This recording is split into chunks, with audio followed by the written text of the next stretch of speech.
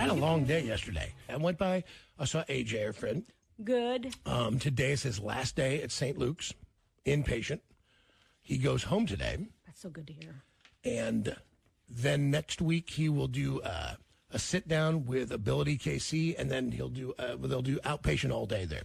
So he'll come in. Basically, it's like morning to afternoon therapy. Good. Got you.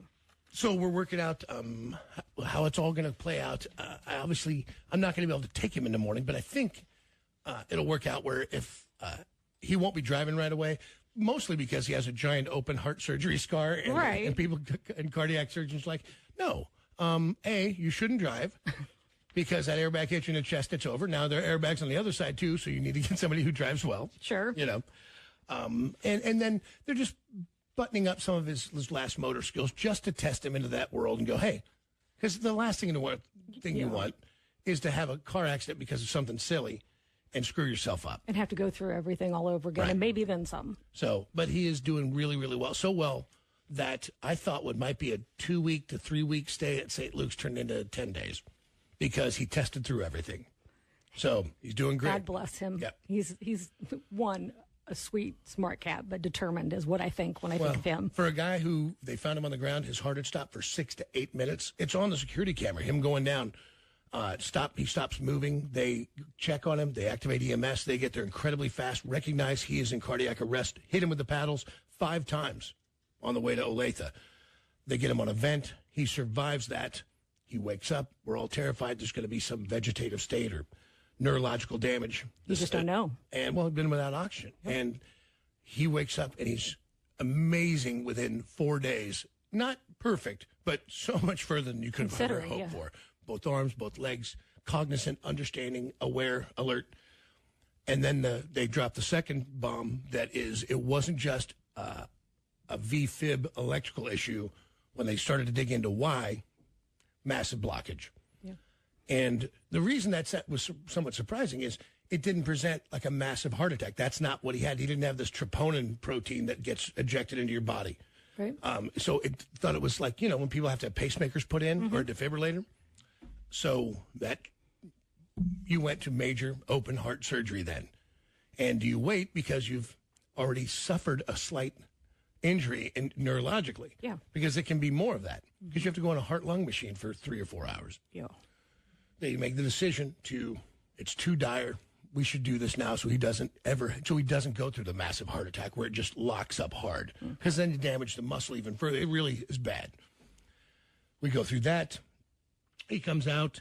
There's a couple little small embolisms that slide through. So he takes a little more damage. But the overall being very positive. And now he's pushing his way so hard. When I go to meet him at lunch, we get through about lunch. And he has to take a nap. Like that cardiac thing, this is a guy who's been active, super active all the time. Yeah, he's healthier than all of us. I mean, he plays golf, he does Frisbee golf, he's out running, he's out doing his job, he's doing another job, he's taking care of his family, he's taking care of his house. He's a nonstop, 16-hour-a-day guy. Yeah. And I was like, are you okay? And he's like, I'm just so tired. I'm like, yeah, it's called a cardiac injury, man. like. It's okay. Yeah, it's going to be this way for a while. They told you that. I just don't think he believed that it would really take any toll. And I'm like, it's all going to come back, man. It's just, it's only happened 3 weeks ago. When you take a hit, you get a bruise. It doesn't go away the next day. It's going to take a minute. And that's it. And so he pushes so hard, and he has to, like every test, every therapy, everything they do, he sees it as some kind of a competition. Yeah, like a challenge. Which is great. But by the end, he is just, wiped out. God bless him. I know I brought this up before. I have to say it because it's in my head every time. God bless the person who saw the incident happen in that moment and didn't just blow it off, that they stopped and did something. I can't thank them enough. They didn't look away. So many people walk away. They didn't tell themselves, I don't want to get involved, or it's going to be fine, or not no my big problem. deal. They, without hesitation, that Dairy Queen up in Gardner. God bless. Whoever it was. And we talked about that someday AJ wants to go find out, ask who it was, and just say thank you. Yeah. Because, he'd have been gone. Thank God they were there that day. And as you've mentioned, the EMTs that showed up. Yeah. So we went through that, got that yesterday, and he gets to go home today. so he gets to sleep in his own bed tonight. Tried to get the doctor to write him a note that said, your wife has to give you sex at least 3 times a week on top. How'd that go? The doc was ready to do it, I think, but AJ wouldn't go for it. I was like, trust me, you will thank me later for this. It's part of your cardiac and cardio workout, but yet you can't put the effort in. I'm like, I'm trying to give him maximum. I'm like, Dr. Casey. I was like, Dr. Casey, I go, well, you'll like that. He's like, of course I will. I'm like, AJ's like, but he's like, and then AJ, therapy. because he's such a good husband, gets a little embarrassed when you talk about it. He's like, I know, I've seen that. Yeah, and he's like, he physically becomes uncomfortable. Yeah. I'm like, you should do it, Edge. Like, just stop talking about it. And just, all the weird stuff you wanted, it's just part of the therapy. God bless him. I'm so glad for all Then he of that. ratted me out to the doctor because he goes, and this one wanted me to try to get sex while I was here. I guess I told him, I go, listen, you're already paying for the room. It's much like hotel sex to me. I'm like, this room's expensive. Mm-hmm. You should try to, get the most out of it. Right? Wouldn't you? I don't know that I Come would. on. Wouldn't Mike try to a little bit? If he was feeling pretty good, like he knew he was going to get out of the hospital and he hadn't had sex in a month, he'd be like, come on. I was just thinking on the flip side when I was in the hospital. Yeah, but your neck was screwed up. No, within 2 weeks I initiated. So. Good God. Like, to me, that was, that's a little tricky.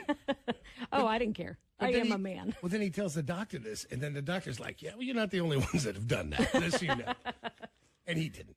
But they used to have, the doctor explained that they used to have these cameras that were very, very visual. You knew they were there. Oh, yeah. But it was if there was somebody with neurological issues, like they were a fall risk, but they wouldn't comply per se. So it was for monitoring. Yeah. For that, they would be the kind of people that would jump up out of bed without having somebody help them. They had to know, right? And, yeah, legit. It was very much a monitoring situation. Like, trust me, you have the heart monitor on, you start pulling around, they're coming in the room. They're like, hey, blood pressure's up, everything's up, respirations are up, Hey, dummy, that's attached to something. Beats per minute are over 200.